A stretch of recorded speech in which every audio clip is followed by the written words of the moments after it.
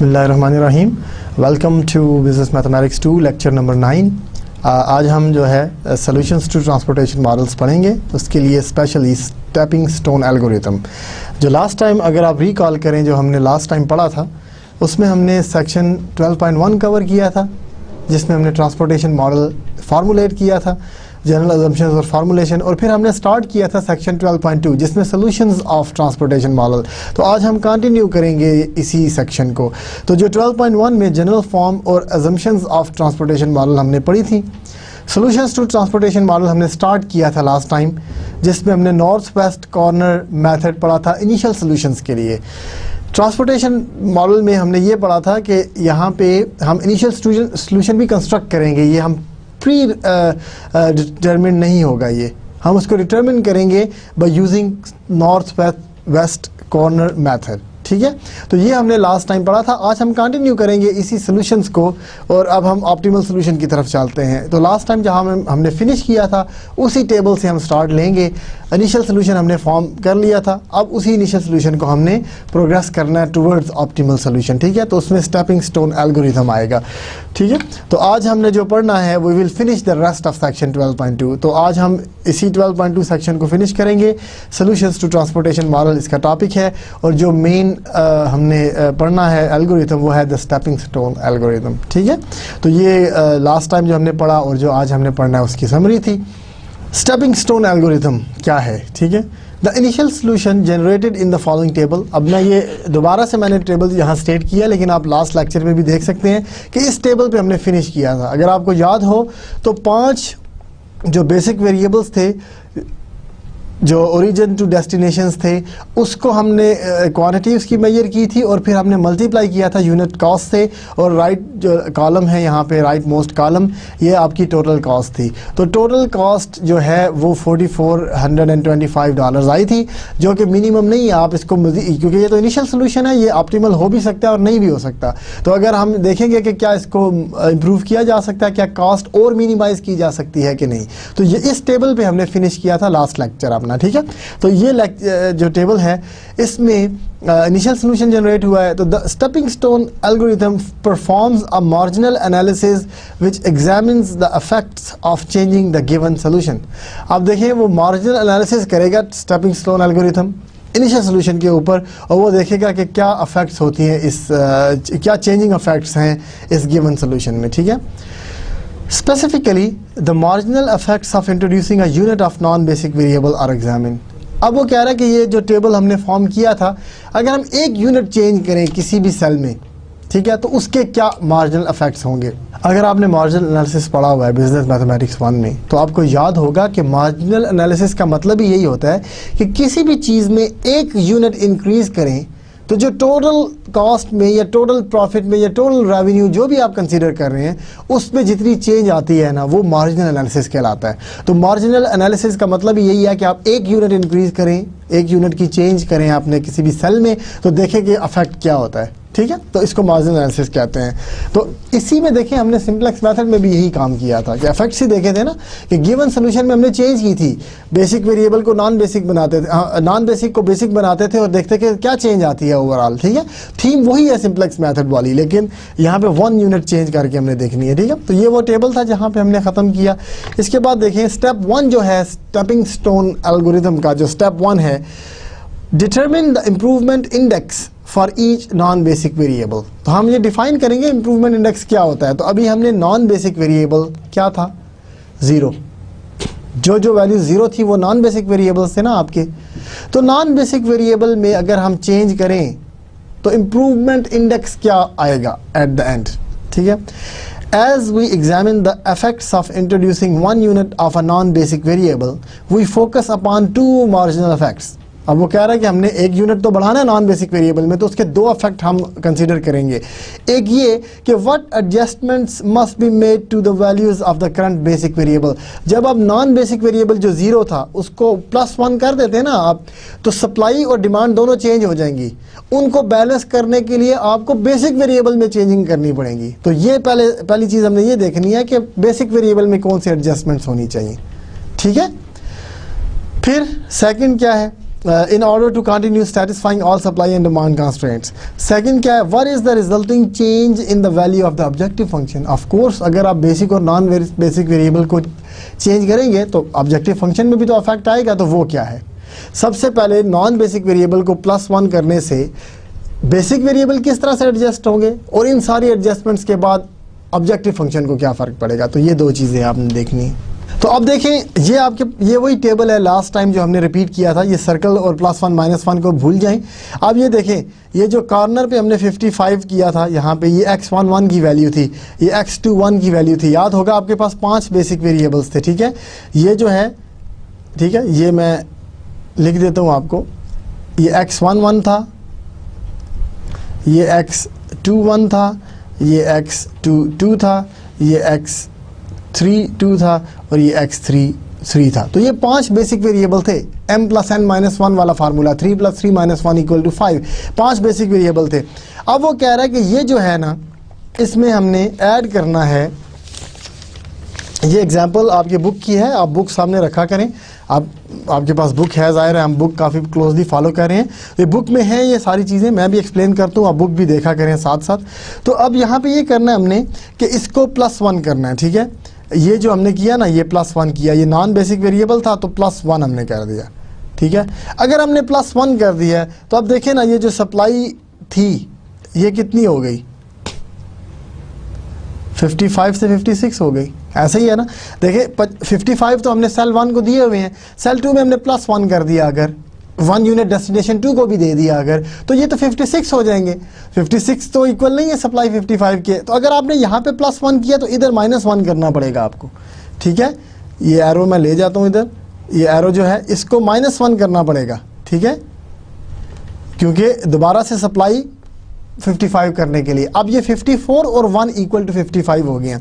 अब देखिए जब यहाँ पे आपने -1 कर दिया है तो अब ये नीचे की तरफ अगर आप ऐड करें 15 + -1 14 हो गया और 54 + 15 69 बनता है। ये तो सेकंड, ये तो अब डिमांड पूरी नहीं हो गई, ये तो 69 कर रहा है। 69 तो हमारी डिमांड नहीं है, डिमांड तो 70 है। तो फिर इसका मतलब है यहाँ पे दोबारा आपको +1 करना पड़ेगा। यहाँ से दोबारा आप नीचे आएँ और +1 करें, ठीक है। यहाँ से +1 कर दिया हमने। +1 करने से 44 + 16 दोबारा 17 आ गया। अब यहाँ पे जब आपने +1 किया है तो 16 हो गया और यहाँ पे ऑलरेडी हम -1 कर चुके थे। ये देखें, यहाँ पे हम ऑलरेडी -1 कर चुके थे। अब देखें 16 + 64 = 80, तो यहाँ पे भी सप्लाई पूरी होगी।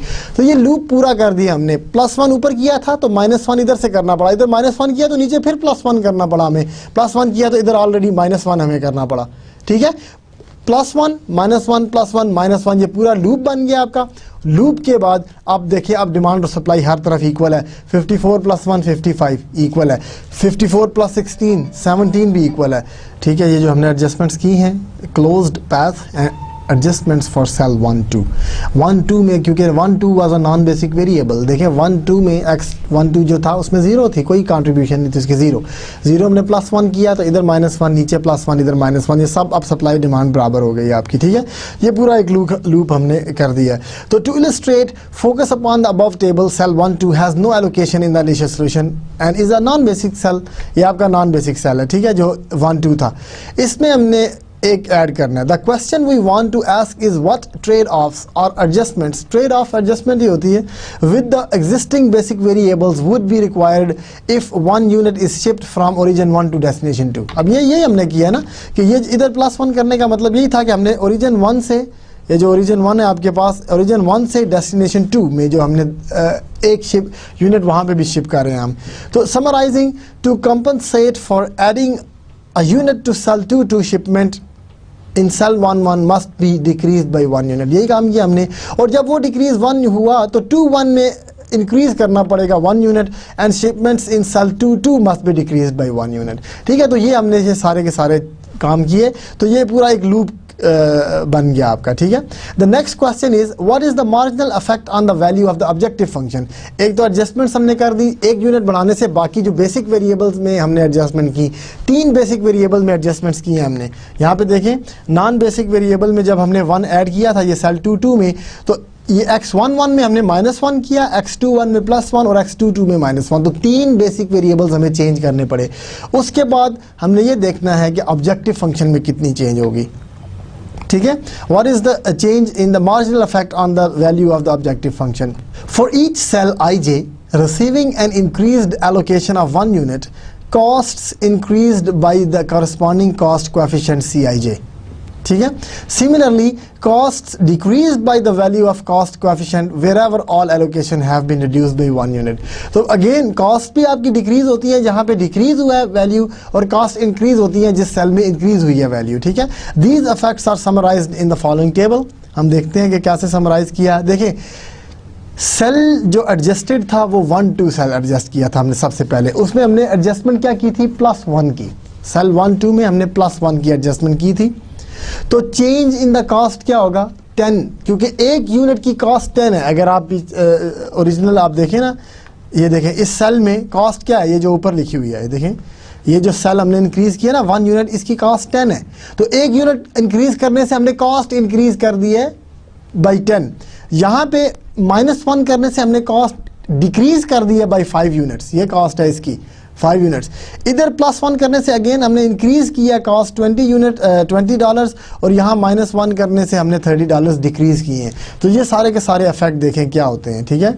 +1 किया तो $10 ऐड हुए, फिर माइनस किया तो -$5, +1 हुआ सेल 2-1 में तो $20, और 2-2 में -1 किया था तो -30, इन सब को ऐड किया तो -5 आ गया। इसको इम्प्रूवमेंट इंडेक्स कहते हैं। जो हमने टॉपिक स्टेप 1 में कहा था ना कि इम्प्रूवमेंट इंडेक्स क्या है, तो इम्प्रूवमेंट इंडेक्स इसको कहते हैं जो नेट चेंज होती है ना ऑब्जेक्टिव फंक्शन में। तो ये क्या इम्प्रूव हुआ है कि नहीं हुआ, देखें कॉस्ट थी ना उसको मिनिमाइज करना था, तो कॉस्ट $5 डिक्रीज हो गई है, इसका मतलब है इम्प्रूवमेंट की ना हमने, ठीक है। तो ये आपका इम्प्रूवमेंट इंडेक्स है, ठीक है, ये आपने याद रखना, ये इम्प्रूवमेंट इंडेक्स है, ठीक है। अच्छा, अब the net marginal effect associated with allocating 1 unit from origin 1 to destination 2 is to reduce total cost by $5, ठीक है। तो यही नेट या मार्जिनल इफेक्ट आया ना कि 1 यूनिट इंक्रीज करने से सेल 1-2 में, ठीक है, इंक्रीज करने से टोटल जो कॉस्ट है वो $5 डिक्रीज हो जाती है। This marginal change in the objective function is called the improvement index for sale 1-2। तो ये 1-2 सेल के लिए इम्प्रूवमेंट इंडेक्स है कि अगर हम सेल 1-2 को सेल 1-2 को अगर हम इंक्रीज करें बाई 1 यूनिट तो उसका मार्जिनल इम्प्रूवमेंट इंडेक्स ये होगा। अगर हम किसी और सेल में 1 यूनिट ऐड करें तो वो उस सेल का इम्प्रूवमेंट इंडेक्स आपको मिलेगा, और that may be different than 5, ठीक है। आगे चलते हैं, कैलकुलेशन ऑफ इम्प्रूवमेंट इंडेक्स। अब हमने ज़ाहिर है इम्प्रूवमेंट इंडेक्स को कैलकुलेट करना है सब सेल्स के लिए, सिर्फ एक के लिए नहीं। ट्रेस अ क्लोज्ड पाथ, हमने क्लोज्ड पाथ ट्रेस किया था ना, आपने देखा होगा ऊपर गए इधर गए नीचे इधर है, तो क्लोज पाथ बन गया ये, ठीक है। Which begins at the unoccupied cell of interest. Unoccupied cell इसलिए हम कह रहे हैं कि वो नॉन बेसिक सेल है क्योंकि उसमें 0 एलोकेशन है, ठीक है। Moves alternately in the horizontal and vertical direction. आप ऑल्टरनेट, एक दफ़ा हॉरिजॉन्टल डायरेक्शन वर्टिकल में जाएं, एक दफ़ा हॉरिजॉन्टल में जाएं, एक दफ़ा वर्टिकल में एक हॉरिजॉन्टल में जाएं, ठीक है। Pivoting only on occupied cells, ठीक है। वो जो आपके जाएंगे ना नॉन बेसिक से हमने शुरू किया ना, तो ऑक्युपाइड सेल्स जो बेसिक वेरिएबल्स थे जिनकी वैल्यूज थी उनको आपने पिवट करना है सबको, ठीक है।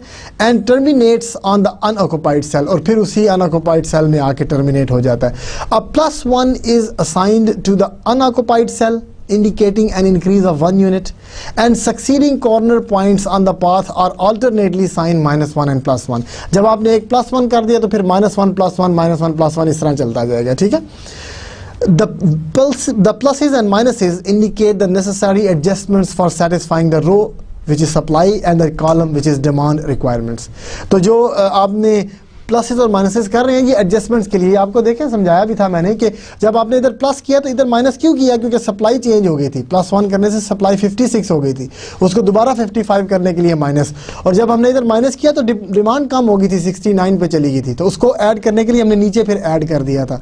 तो इसलिए ये माइनस प्लस इसलिए होते हैं कि आपकी सप्लाई डिमांड उतनी ही रहे जितनी लिखी हुई है, ठीक है। Note that the direction in which the path is traced is not important. Tracing clockwise और counter clockwise results in the same path and identical adjustments. अगर आप नीचे से जाते ना, हमने ऊपर +1 किया था ना, तो नीचे आके -1 कर देते, फिर लेफ्ट जाके +1 कर देते, फिर ऊपर जाके -1 कर देते, तो कोई फर्क नहीं पड़ना था। तो आप काउंटर क्लॉकवाइज चलें या क्लॉकवाइज चलें, कोई फ़र्क नहीं पड़ेगा, सेम एडजस्टमेंट्स आएंगी। ठीक है, तो इसकी भी फिक्र नहीं करनी कि हमने क्लॉकवाइज चलना या काउंटर क्लॉकवाइज चलना, जैसे आपका दिल करे। Once the closed path has been identified for a non-basic cell, the improvement index for that cell is calculated by adding all objective function coefficients for cells in plus positions and on the path and subtracting corresponding objective function coefficients for cells in negative positions on the path। तो जो +1 के साथ हैं उनके जो corner पे हमने objective function coefficients लिखे हुए हैं ना, वो आप ऐड करते जाएं, और जो -1 वाले हैं उनके कॉर्नर वाले नंबर सब्ट्रैक्ट करते जाएं, तो ये इंप्रूवमेंट इंडेक्स आ जाएगा सीधा सीधा। तो आपको इंप्रूवमेंट इंडेक्स बनाने के टेबल की जरूरत नहीं है। यहाँ पे तो हमने टेबल बनाया ना, ये देखें, ये पूरे का पूरा टेबल है, लेकिन आप इधर से भी कर सकते थे कि हमने कहा ये +1 के साथ 10 है, ये देखें +1 के साथ 10 है, तो +10 -5, 5 + 20, 25 - 30 -5 आ गया। तो इंप्रूवमेंट इंडेक्स आप यहीं से कैलकुलेट कर सकते हैं।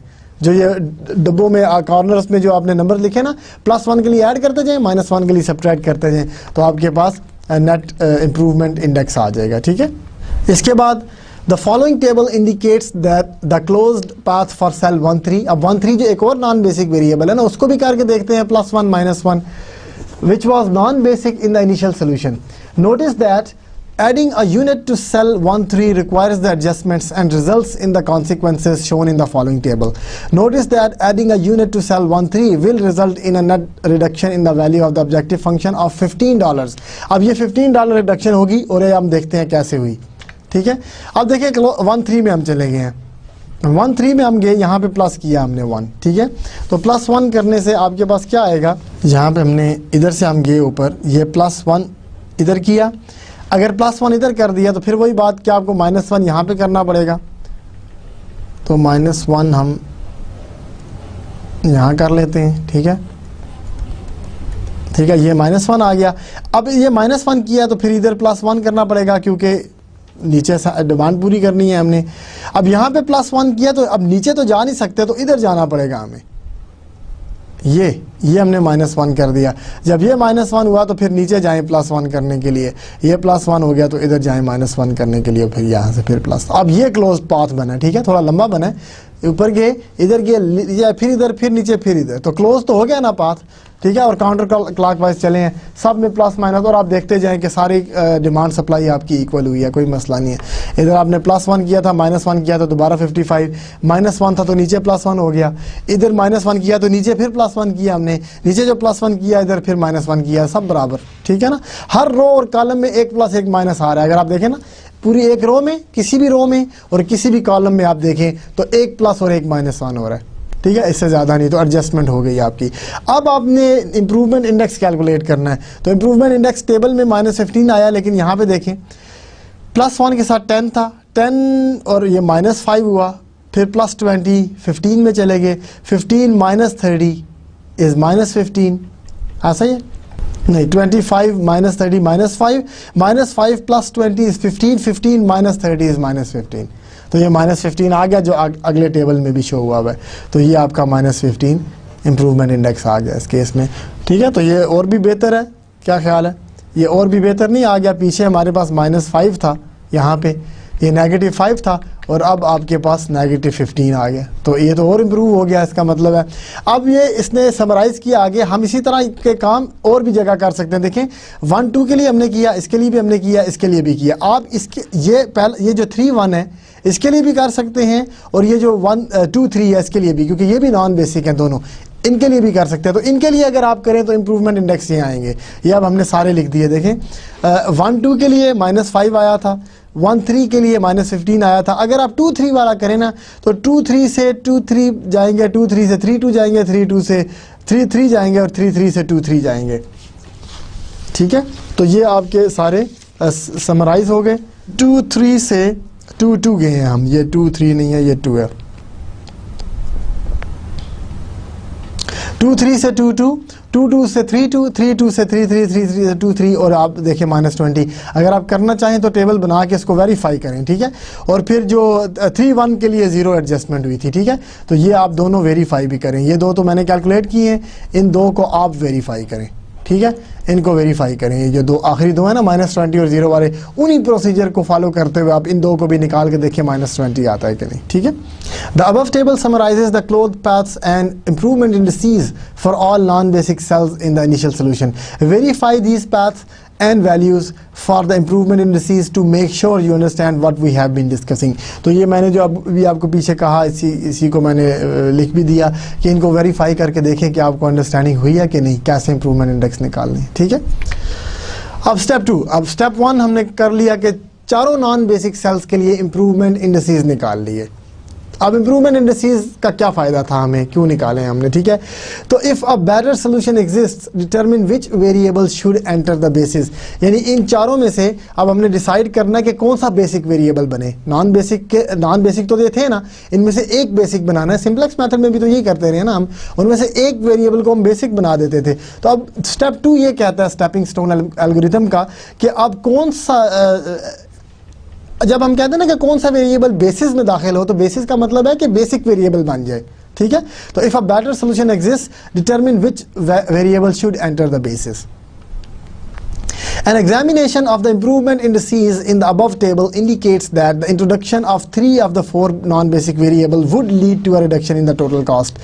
अब पिछला टेबल अगर आप देखें तो इनमें से 3 के साथ नेगेटिव हैं, 3 नेगेटिव इंप्रूवमेंट इंडिसेस है और एक 0 है। तो 3 वेरिएबल्स तो ये आपको बता रहे हैं कि अगर इनको चेंज किया जाए तो आपका सोल्यूशन बेटर हो जाएगा। फिर for minimisation problem a better solution exist. अब ये क्राइटेरिया है, ठीक है, इस क्राइटेरिया को फॉलो करना है आपने। For a minimisation problem a better solution exist if there are any negative improvement indices, ठीक है। अगर कोई भी नेगेटिव इंडिसेस आता ना, एक भी आ जाए, तो इसका मतलब है कि बेटर सोल्यूशन एग्जिस्ट करता है, ठीक है। और अगर हम optimal solution has been found when all improvement indices are non negative, अगर ये सारे के सारे नॉन नेगेटिव आ जाते ना, 0 0 आते या पॉजिटिव आ जाते, तो इसका मतलब है कि यही ऑप्टिमल सोल्यूशन है, इसको बेटर नहीं किया जा सकता, ठीक है। तो for maximization problem a better solution has been found when all improvement indices are non negative. तो अगर ये सारे के सारे पॉजिटिव आ जाते तो फिर हम बेटर सोल्यूशन की तरफ जा सकते थे, वरना नहीं, ठीक है। तो अब हमारा प्रॉब्लम कौन सा था, हमारा प्रॉब्लम मिनिमाइजेशन का ना। तो मिनिमाइजेशन में सारे के सारे पॉजिटिव आ जाएं तो बेटर सोल्यूशन नहीं एग्जिस्ट करता, एक भी नेगेटिव आएगा तो एग्जिस्ट करता है। तो हमारे तो 3 नेगेटिव आ गए हैं, देखिए 3 नेगेटिव आए, इसका मतलब है कि ऑप्टिमल सोल्यूशन नहीं है ये, बेटर सोल्यूशन एग्जिस्ट करता है। तो बेटर सोल्यूशन की तरफ चलते हैं। As in the simplex method we select the variable which leads to the greatest marginal improvement in the objective function. Greatest marginal improvement, इसका मतलब ये नहीं है कि आपका पॉजिटिव नंबर कोई होना चाहिए। यहाँ पे ग्रेटेस्ट इंप्रूवमेंट कहाँ से आई है, ये -20 की। ज़्यादा कास्ट कौन डिक्रीज कर रहा है आपको, ये तीसरा सेल, ठीक है, ये वाला सेल आपका सबसे ज़्यादा कास्ट डिक्रीज कर रहा है। तो ये जो है आपका, ये आपका ग्रेटेस्ट इंप्रूवमेंट है, आपकी मार्जिनल इंप्रूवमेंट है। तो ये आपका जो सेल 2 3 था ना, ये आपका बेसिक वेरिएबल बनेगा। तो एंटरिंग वेरिएबल क्या है, greatest marginal improvement in the objective function which was -20, cell 2 3 था। तो entering variable for a minimisation problem the entering variable is identified as the cell having the largest negative improvement index. Ties may be broken arbitrarily, ये तो हम simplex method में भी करते हैं। अगर 2 टाइज आ जाती तो किसी को भी हम ले सकते थे बेटर सोल्यूशन के लिए। For maximization problem the entering variable is the cell having the largest positive improvement index, ठीक है। तो अब हमारा प्रॉब्लम मिनिमाइजेशन था, हमारा मिनिमाइजेशन प्रॉब्लम था। तो जो लार्जेस्ट नेगेटिव इंप्रूवमेंट है हमारे केस में, ये अब हम देखेंगे, लार्जेस्ट नेगेटिव इंप्रूवमेंट इंडेक्स। तो in our example cell 2 3, in our example cell 2 3 और x2 3 is selected as the entering variable, ठीक है। ये देखें ना, -20 जो है वो सेल 2 3 था, ये वाला सेल, और सेल 2 3 ने ग्रेटेस्ट आपको इम्प्रूवमेंट दी है, लिहाजा ये आपका एंटरिंग वेरिएबल होगा, ठीक है। ये एंटरिंग बेसिक वेरिएबल होगा आपका, ठीक है, कि आपने इसको नॉन बेसिक से बेसिक बना देना है। तो अब हम बना रहे हैं इसको नॉन बेसिक से basic. Closed path and adjustments for entering cell 2 3। अब सेल 2 3 किधर है, ये है सेल 2 3, इसको ये वाला सेल है 2 3। इस सेल को हमने बनाना है एंटरिंग वेरिएबल, तो यहाँ पे प्लस कर दें, यहाँ पे माइनस, यहाँ पे प्लस और यहाँ पे माइनस, ठीक है। यही आएगा ना, ये +1 -1 +1 -1। Decrease in value as x23 increases. अब देखें ना, क्योंकि अगर x23 इंक्रीज करता है बाय 1 यूनिट तो ये 2 डिक्रीज हो जाएंगे माइनस माइनस वाले, ठीक है, x23 में। तो यहाँ से हम उन्हें प्लस किया, यहाँ से हमने माइनस किया, यहाँ से फिर हमने एक प्लस किया और यहाँ से फिर हमने एक माइनस किया, ठीक है। तो ये लूप बन गया आपका। और इसका अब देख लें, -20 हमने नहीं किया था ना, तो देख लें +20 है और -30, -10 आ गया, +20 फिर +10 आ गया और +10 -30 इज -20। तो इम्प्रूवमेंट इंडेक्स इसका -20 ही है। तो जो आपने वेरीफाई करना था वो इसी स्लाइड में वेरीफाई हो गया, ठीक है। अब हम आगे चलते हैं। डिमांड सप्लाई आपकी बराबर है।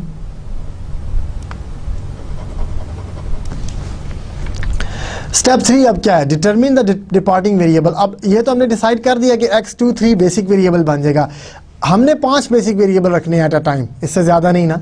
तो अब एक एंटर हो रहा है तो एक ने लीव भी करना है। अब कौन सा बेसिक वेरिएबल हम निकाल दें, कौन सा बेसिक वेरिएबल को नॉन बेसिक वेरिएबल बना दें।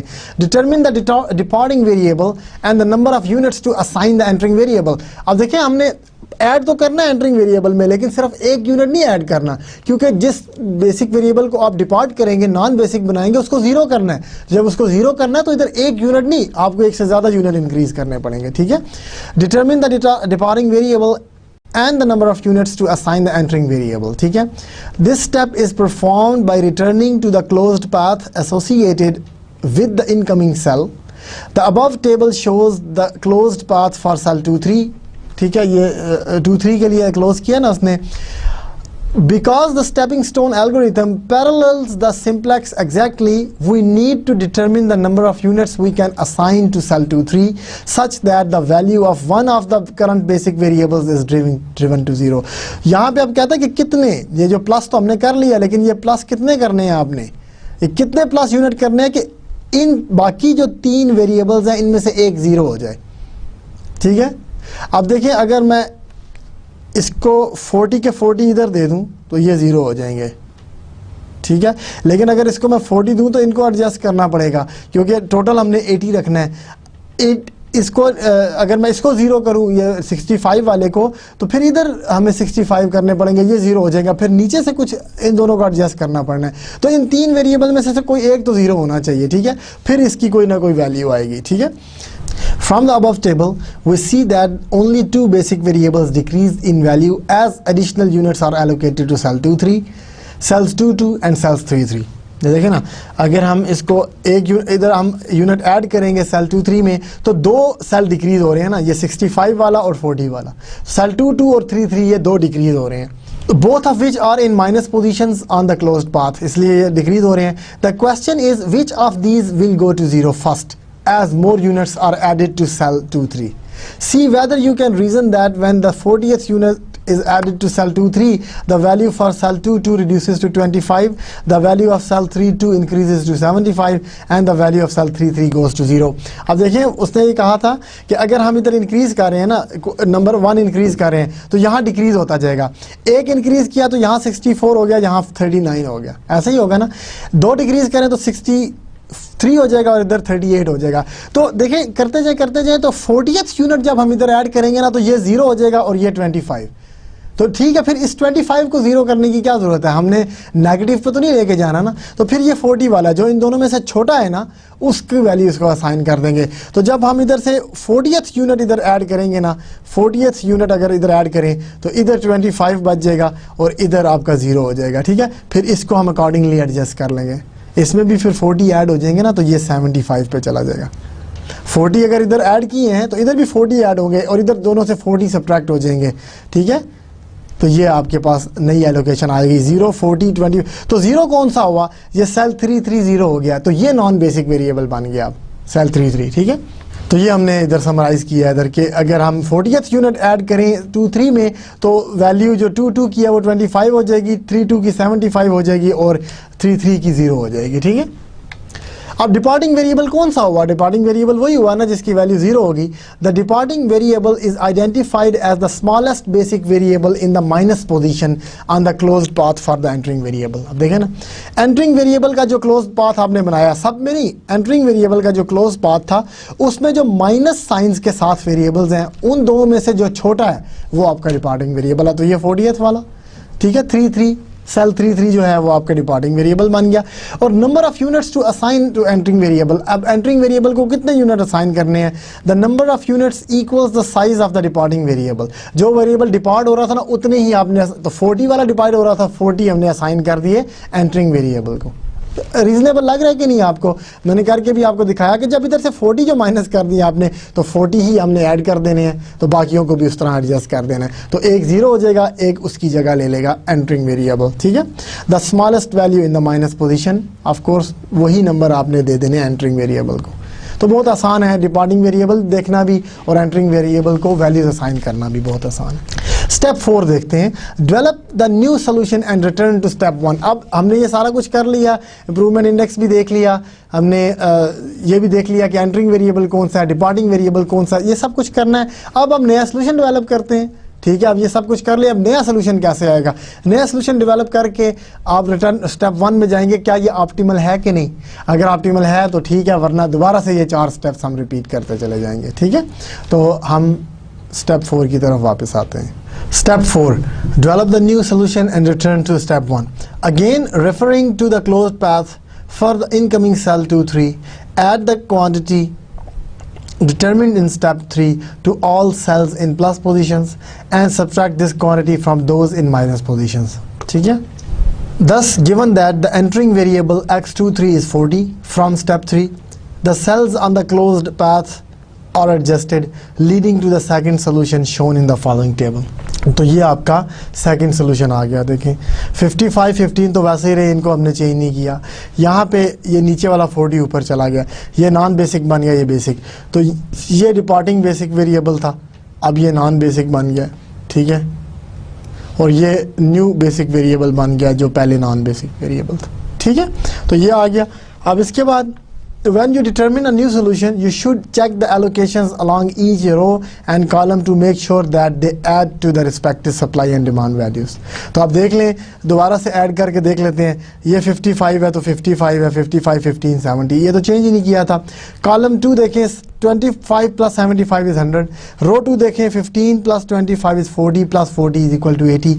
और फिर कॉलम 3 में देखें ये 40 है, कॉलम रो 3 में देखें 75 है। तो सप्लाई और डिमांड जो सी हैं वो बराबर है अभी तक, ठीक है। इससे ये पता चल जाएगा कि हमने कोई गलती तो नहीं की कहीं पे, ठीक है। लिखने में गलती हो जाती है तो ये चेक कर लेना चाहिए कि सप्लाई डिमांड इक्वल हैं कि नहीं। Also make sure that there are m+n-1 basic variables, ठीक है, as can be seen in the following table. तो अब m+n-1 जो कि 5 वेरिएबल्स हैं हमारे केस में, तो ये भी देख लें पूरी है कि नहीं। तो देख लें अभी भी 1 2 3 4 5 सर्कल्ड वैल्यूज़ हैं, तो 5 ही बेसिक वेरिएबल है। तो दोनों रिक्वायरमेंट हमारी अभी भी फुलफिल हो रही हैं। स्टेपिंग स्टोन एल्गोरिथम की 2 ही रिक्वायरमेंट थी ना, दोनों फुलफिल हो रही हैं, ठीक है। ये सेकंड सोल्यूशन है। अब कैसे पता चलेगा कि ये सोल्यूशन ऑप्टिमल है कि नहीं? अब हमें इंडिसेस चाहिए, कौन से? इंप्रूवमेंट इंडिसेस चाहिए। अगर वो सारे के सारे पॉजिटिव आ गए, नॉन नेगेटिव आ गए, तो यही ऑप्टिमल सोल्यूशन है, अदरवाइज हमें कंटिन्यू करना पड़ेगा, ठीक है। One other piece of information which is of interest is the new value of the objective function. कि अब देखें ऑब्जेक्टिव फंक्शन की नई वैल्यू क्या है। पहले हमने निकाली थी 44 25, अगर आपको याद हो तो at the beginning of today's lecture हमने जो पहला टेबल देखा था, ऑब्जेक्टिव फंक्शन की वैल्यू थी $4425 $4425, ठीक है। अब देखें कि क्या वैल्यू है, ठीक है ना। तो अब वैल्यू कैसे निकलती है, इनको मल्टीप्लाई करना ना। ये जो सर्कल्ड वैल्यूज़ हैं इनको ये ब्लॉक्ड वैल्यूज़ में मल्टीप्लाई करें। ये 55 को 5 से, ठीक है, 15 को 20 से, 25 को 30 से, 75 को 20 से और 40 को 20 से, और ऐड कर लें। इन सब को जब हमने ऐड किया तो आपकी क्या वैल्यू आएगी ये हम देखते हैं। यहाँ पे है 44 25, एक तो ये है ना, देखें यहाँ पे We have two alternatives in determining this value. We can multiply the value of each basic variable times its corresponding objective function coefficient and sum them up as we did in the above table. तो ये जो अभी मैंने समझाया, एक तो ये चीज़ थी कि आपने 55 को 5 से मल्टीप्लाई किया, प्लस 15 को 20 से, प्लस 25 को 30 से, प्लस 75 को 20 से, प्लस 40 को 20 से। तो ये जब सब आपने ऐड किया तो जो आपकी पास वैल्यू आई थी वो 3625 थी। ठीक है, ये आई थी आपके पास 3625। ठीक है, एक तो ये तरीका है। दूसरा तरीका वो ये कह रहा है, और given that the original value of the objective function was 4425 and that each unit introduced to cell 23 decreases the value of the objective function by 20, introducing 40 units to 23 results in a new value of the total cost of this. अब वो कह रहा है कि जो आपने 40 units increase कर दिए हैं सेल 2 में, तो आपके पुराने ऑब्जेक्टिव फंक्शन से 40 यूनिट डिक्रीज हो गए थे सेल 2 में। ठीक है, यहाँ पे देखें। ठीक है, तो ये जो आपने ये किया है 40 यूनिट्स आपने इंक्रीज किया ना, देखें आपको इम्प्रूवमेंट इंडेक्स इसका याद है ना, इसका इम्प्रूवमेंट इंडेक्स था -20। ठीक है, अब 1 यूनिट का था, वो 1 यूनिट इंक्रीज करने से -20 होते हैं, तो 40 यूनिट इंक्रीज करने से कितने माइनस आएंगे? 40 दफ़ा 20 माइनस करना पड़ेगा ना आपको, तो 40 टाइम्स 20 माइनस कर दें, ये ज़्यादा आसान है। तो पुरानी वैल्यू में से 40 टाइम्स 20, ये जो था ना, ये इम्प्रूवमेंट इंडेक्स था उसका। ठीक है, ये इम्प्रूवमेंट इंडेक्स था -20, इसीलिए तो हमने माइनस किया। इम्प्रूवमेंट इंडेक्स था 1 यूनिट के लिए, तो अगर 1 यूनिट के लिए -20 था तो 40 यूनिट्स के लिए कितना होगा? 40 टाइम्स -20, तो ये एडिशन होगी। तो एडिशन बेसिकली ये माइनस था ना, तो इसलिए ये माइनस कर दिया हमने। ठीक है, तो 4425 में से माइनस करें तो ये 3625, ये वही वैल्यू आती है। तो ये ज़्यादा आसान है, डायरेक्टली आप ऑब्जेक्टिव फंक्शन देख लें। तो इतनी इंप्रूवमेंट हो चुकी है, क्या ये ऑप्टिमल है कि नहीं? क्या 3625 मिनिमम वैल्यू है कॉस्ट की या नहीं? अब हम देखते हैं कि the following table summarises the remaining steps in solving this problem, see whether you can verify this steps and the final result. अब ये टेबल हमने डायरेक्ट लिख दी है। अब देखें अब नया क्या बनेगा, अब देखिए हम करके देखते हैं।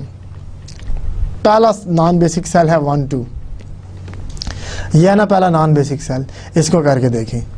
ये है +1 करें इधर, फिर -1 करें, फिर +1 करें और फिर -1। ठीक है, अब देखें अब कितनी आती है एलोकेशन, +10 -5 +20 -30, तो वही -5 आ गई, इसने तो चेंज नहीं होना था ना। ठीक है, 1 2 ने तो चेंज नहीं होना था, इसी तरह 1 3 भी चेंज नहीं होगा, ये जो 1 3 है ये भी चेंज नहीं होगा। ठीक है, ये चेंज होगा क्योंकि इसमें बेसिक वेरिएबल चेंज हो गया था। ठीक है, तो आपके पास पहला तो वही आ गया -5। देखें अब जो 1 3 है, सेल 1 3, अब ये कैसे चेंज होगा? इसमें जब हमने प्लस किया, इसको मैं कलर चेंज कर देता हूँ इसका, ताकि आपको पता चल जाए। अगर कलर हम लेट से ब्लू कर देते हैं, तो आप देखिए इधर +1 करें तो ये +1 हुआ। ठीक है, यहाँ से फिर कहाँ, इधर नहीं जाएंगे, इधर से फिर इधर जाएंगे, ये जो -1 हुआ था, फिर इधर से नीचे आएंगे +1 में, फिर इधर से यहाँ जाएंगे -1 में, इधर से फिर नीचे आएंगे, नहीं इधर से, हाँ इधर से नीचे आएंगे +1 में। ठीक है,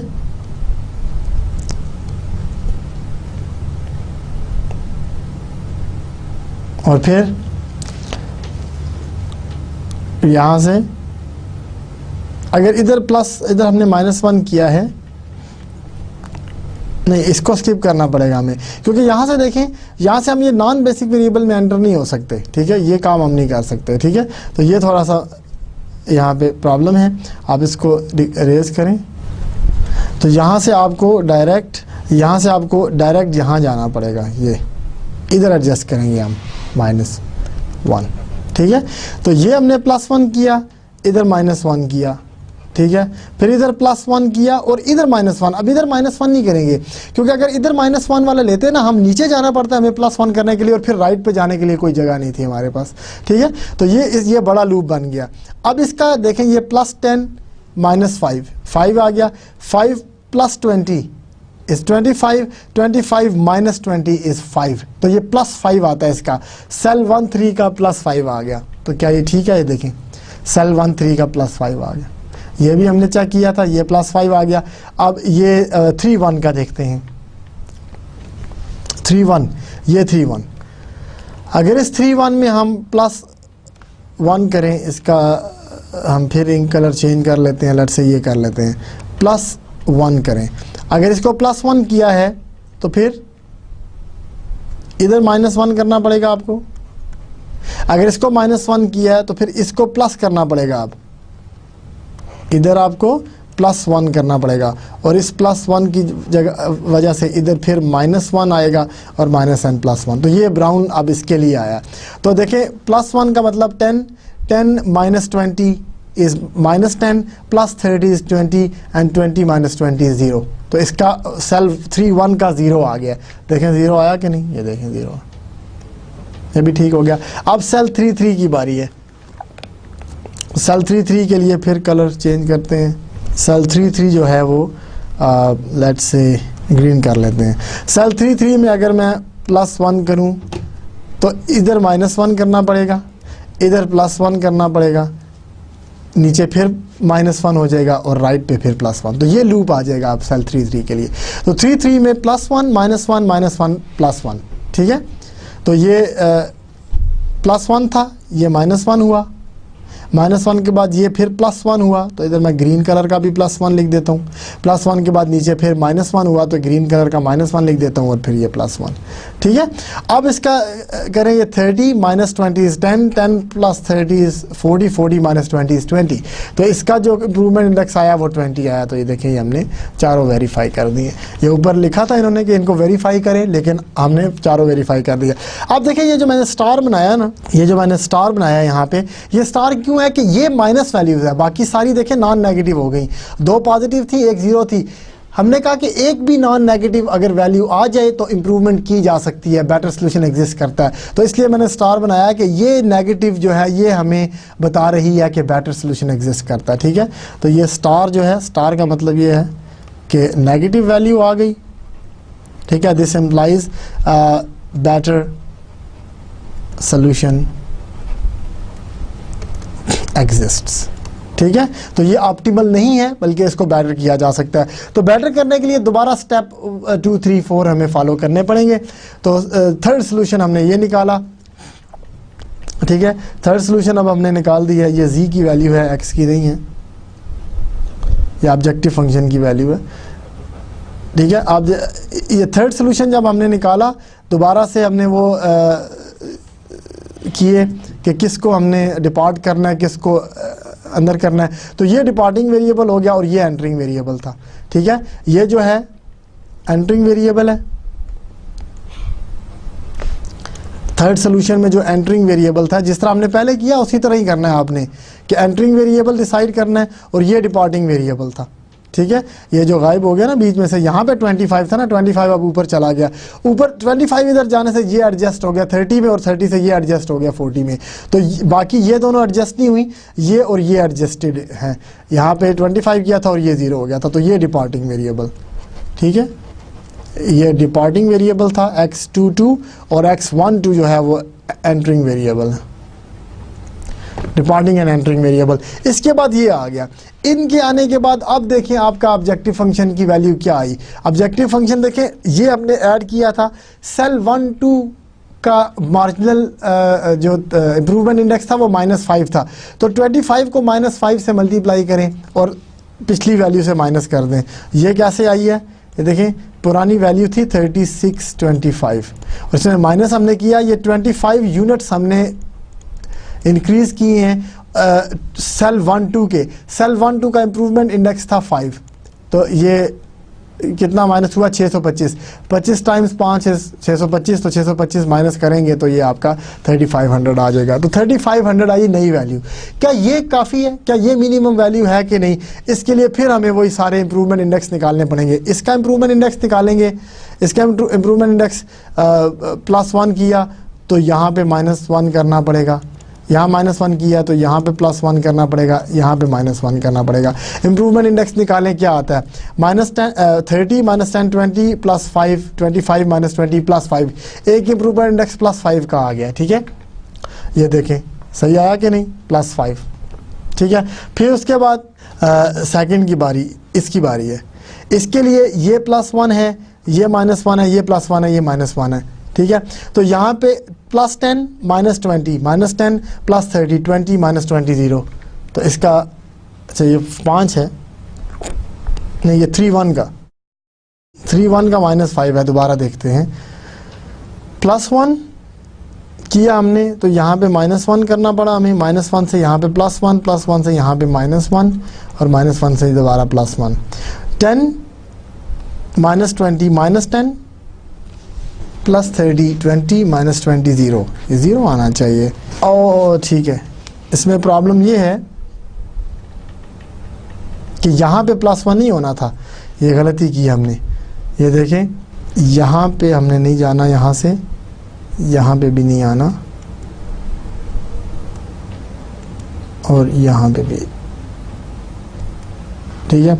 ये देखें ये जो है ना, इसके बाद ये है बेसिक वेरिएबल है। तो बेसिक वेरिएबल में तो नहीं हम ऐड कर सकते ना, हमने तो ऐड करना यहाँ पे +1 इसके लिए, ठीक है। और फिर यहाँ से ये -1 हो जाएगा और फिर यहाँ से नीचे ये +1 हो जाएगा। तो ये लूप बना है आपका, ठीक है। तो इसमें क्या हुआ, 10 -20 इज़ -10 +10 इज़ 0 और 0 -5 इज़ -5। तो ये अब आ गया आपका -5, ठीक है। ये देखें इसका -5 आ गया। अब आप 2 का भी वेरीफाई कर लें, ये जो 1 3 का वेरीफाई कर लें। 2 का तो हमने 5 कर लिया है, 1 3 और 3 का भी कर लें।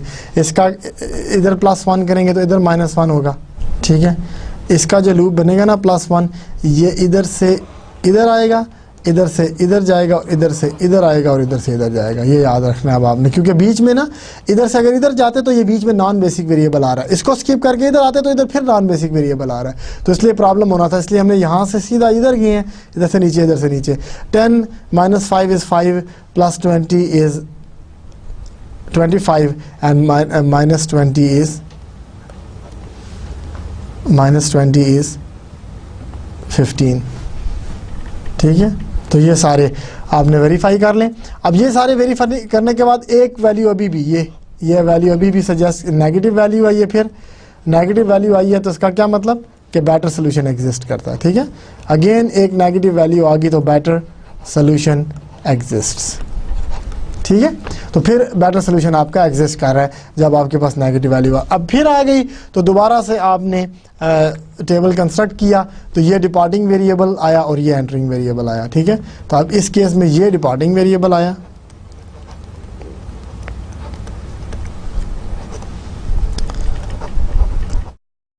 और ये एंटरिंग वेरिएबल,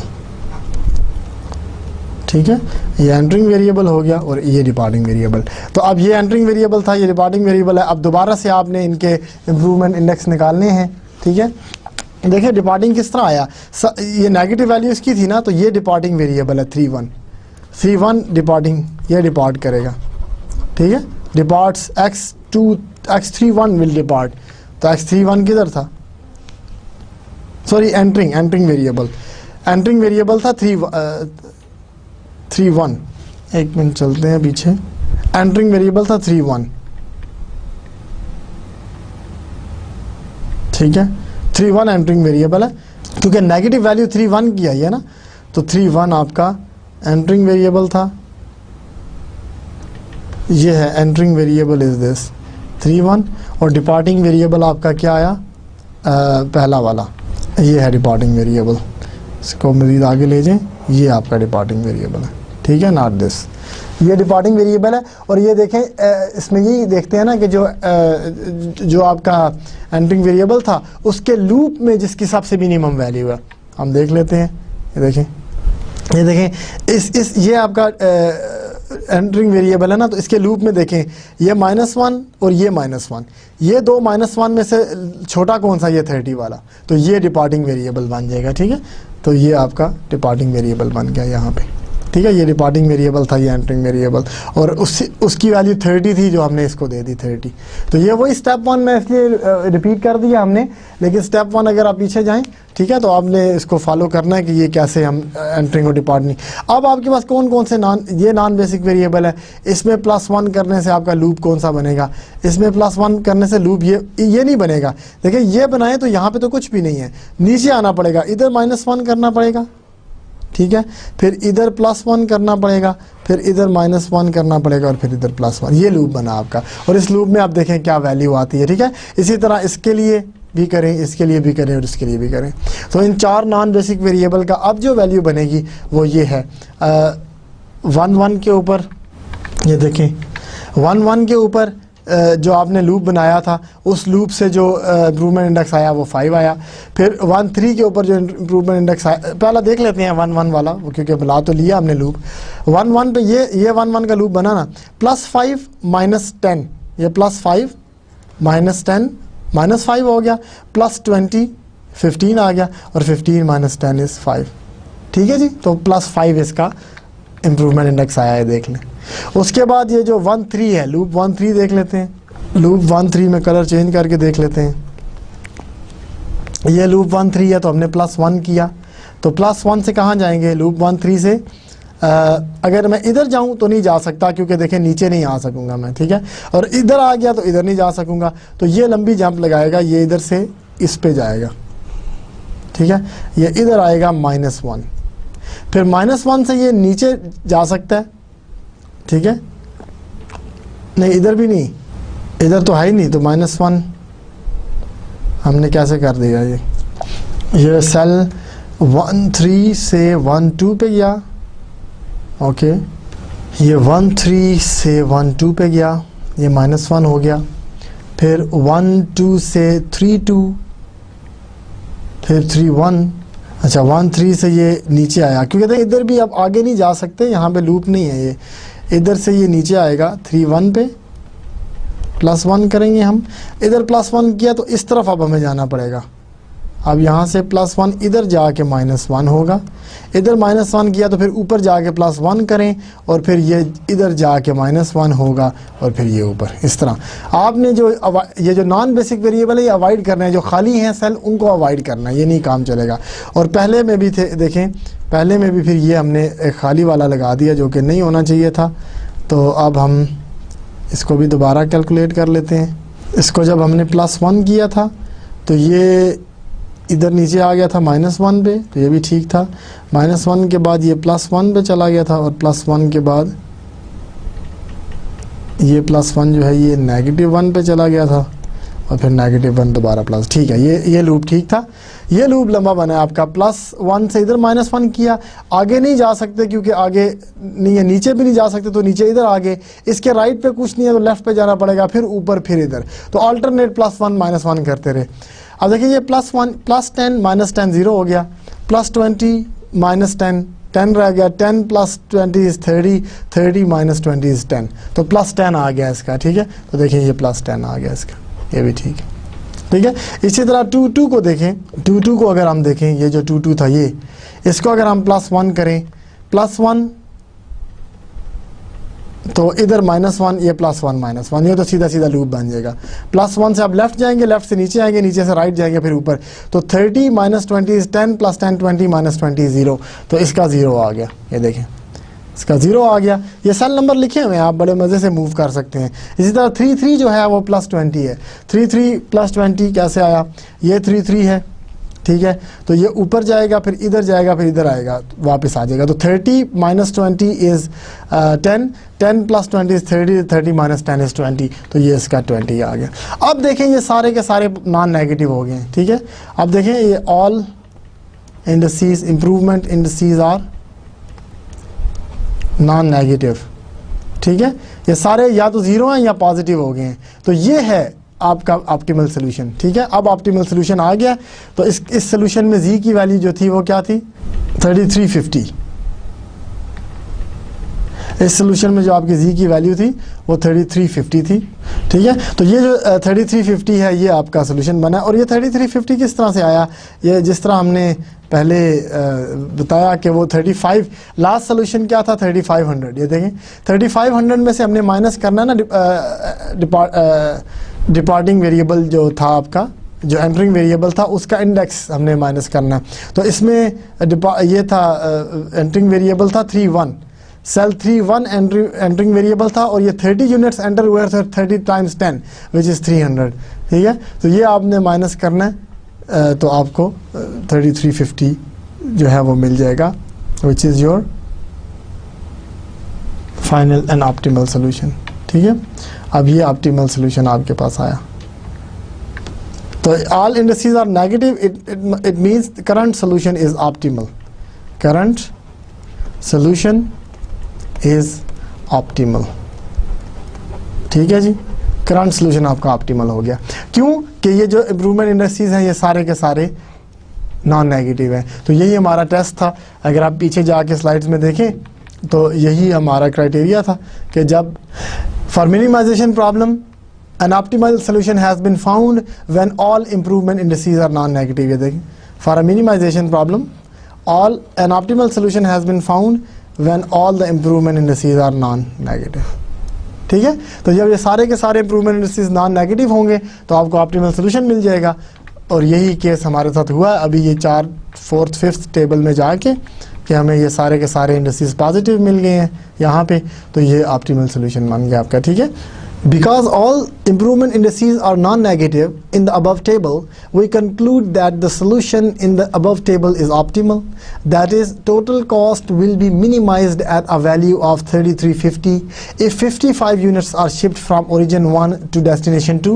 अब ये देखते जाएं इधर, अब इस टेबल में देख लेना, वो कह रहा है अगर 55 यूनिट्स आप, अब देखें एक ओरिजिन से एक ही डेस्टिनेशन में आपने भेज दिया और आपकी कॉस्ट मिनिमम हो रही है। देखें आपने ओरिजिन 1 से सिर्फ डेस्टिनेशन 2 में भेज दिए, 1 और 2 में 1 और 3 जोन में कुछ नहीं भेजा, और पूरी की पूरी सप्लाई आपकी एक ही डेस्टिनेशन में चलेगी। तो ये है, अगर आप ओरिजिन 1 से डेस्टिनेशन 2 पे 55 भेजें, ओरिजिन 2 से डेस्टिनेशन 1 में 40 और डेस्टिनेशन 3 पे भी 40 भेज दें, ओरिजिन 3 से 1 में 30 और 2 में 45 भेज दें, तो सप्लाई डिमांड बराबर भी हो जाएगी और आपका कॉस्ट भी मिनिमम हो जाएगी, ठीक है।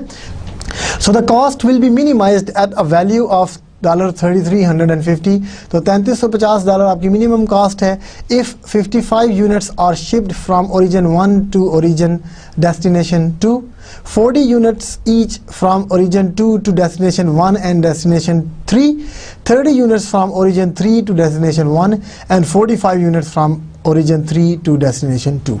तो ये इस तरह से अगर आप एलोकेशन करेंगे तो आपकी कॉस्ट मिनिमम हो जाएगी, और मिनिमम कॉस्ट 3300 आ जाएगी, ठीक है जी। अब हमने देखें सिंप्लेक्स मेथड में भी एक चीज़ पढ़ी थी कि अल्टरनेटिव ऑप्टिमल सोल्यूशन एग्जिस्ट करते हैं या नहीं। ये एक हमने स्पेशल फिनोमिना पढ़ा था कि अल्टरनेटिव ऑप्टिमल सॉल्यूशंस आपके एग्जिस्ट करते हैं कि नहीं, ठीक है।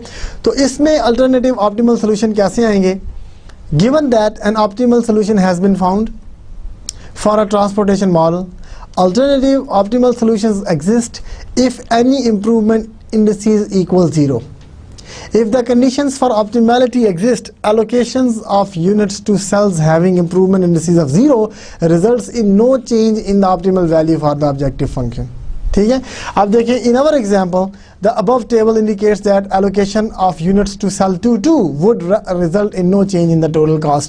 तो 2 कैसे पता चला, ये देखें वो कह रहा है कि improvement indices में अगर कोई 0 इंडेक्स आता है ना, जिस तरह ये आया 0 इंडेक्स, जो आपका 0 इंडेक्स आया, ठीक है, ये देखें सेल 2 में आपका इंडेक्स 0 आया, इसका मतलब है कि अल्टरनेटिव सोल्यूशन एग्जिस्ट करते हैं। अगर इस सेल 2 को मैं चेंज कर दूं ना तो आपके नेट वैल्यू में कोई चेंज नहीं आएगी, वही 3350 ही रहेगी। तो इसका मतलब है कि इस वेरिएबल को चेंज करने से भी कॉस्ट आपकी मिनिमम ही रहती है। तो ये एक और सोल्यूशन आपको मिल गया। तो अगर ये जो है आपके पास 0 आ जाए तो इसका मतलब है कि अल्टरनेटिव सोल्यूशन भी एग्जिस्ट करते हैं, जहाँ पे आपका प्रॉब्लम मिनिमम ही रहेगा, कॉस्ट मिनिमम ही रहेगी, अल्टरनेटिव ऑप्टिमल सोल्यूशन एग्जिस्ट, ठीक है। लेकिन वेरिएबल चेंज हो जाएंगे, ठीक है, ये इंडिकेशन है आपकी। अगर इसको हम चेंज करके प्लस में ले जाएं तो आपकी दोबारा नेट चेंज आपकी जो है, जो नेट वैल्यू है ऑब्जेक्टिव फंक्शन की, वो दोबारा उतनी ही आएगी S G is equal to 3350, कोई चेंज नहीं आएगा उनमें। ठीक है, तो ये एक इस स्टेपिंग स्टोन एल्गोरिथम में ये एक क्राइटेरिया है ये देखने का कि अल्टरनेटिव सोल्यूशन एग्जिस्ट करते हैं या नहीं। ठीक है, तो देखें दोबारा से मैं रिवाइज कर देता हूँ आपको जो 5 स्टेप्स थे।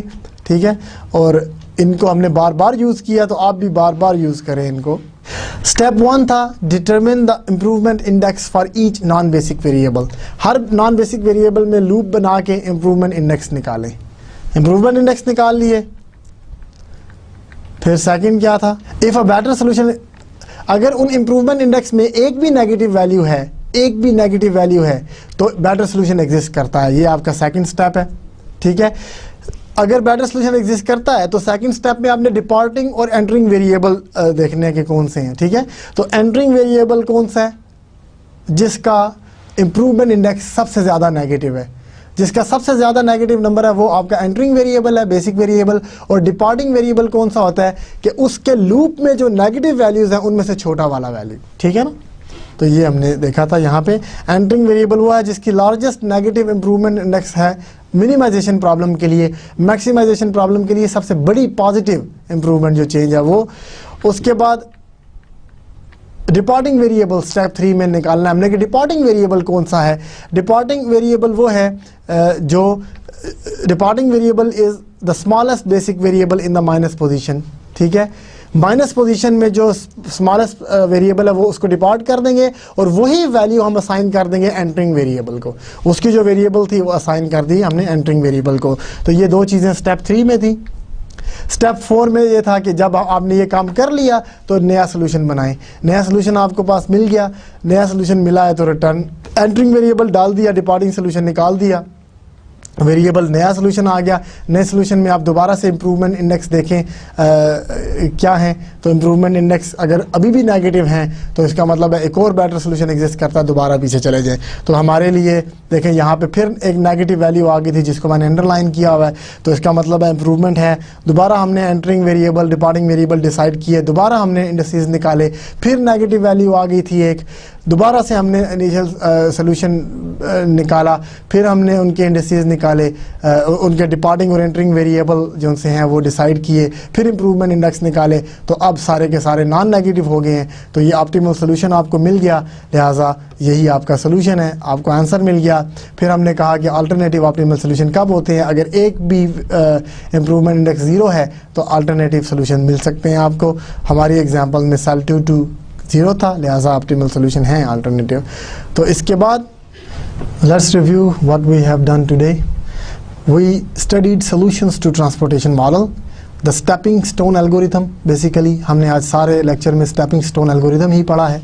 4 स्टेप मेथड है ये स्टेपिंग स्टोन। ठीक है, तो इसको बहुत केयरफुली रिव्यू करें कि किस तरह से हमने ये सॉल्यूशंस बनाए, इम्प्रूवमेंट इंडेक्स कैसे निकालते हैं, एंटरिंग और डिपार्टिंग वेरिएबल कैसे डिसाइड करते हैं, न्यू सोल्यूशन कैसे निकलता है, फिर ऑप्टिमल कब होगा, फिर अल्टरनेटिव सॉल्यूशंस भी एग्जिस्ट करते हैं कि नहीं। ठीक है, तो ये सारा कुछ हमने आज इस लेक्चर में पढ़ा है। तो next time we will start section 12.3 जिसमें हम असाइनमेंट मॉडल पढ़ेंगे, the assignment model and the solution and the methods of solution to the assignment model. ठीक है, that will be our plan for the next lecture. So that's it students for today's lecture. I hope you enjoyed it and understood it completely. Review करें इसको, बार बार पढ़ें, book ज़रूर follow करें, book को सामने रख के देखें कि ये सारी चीज़ें कैसे हो रही हैं। And I will see you next time in our lecture number 10. अस्सलाम वालेकुम एंड अल्लाह हाफिज़.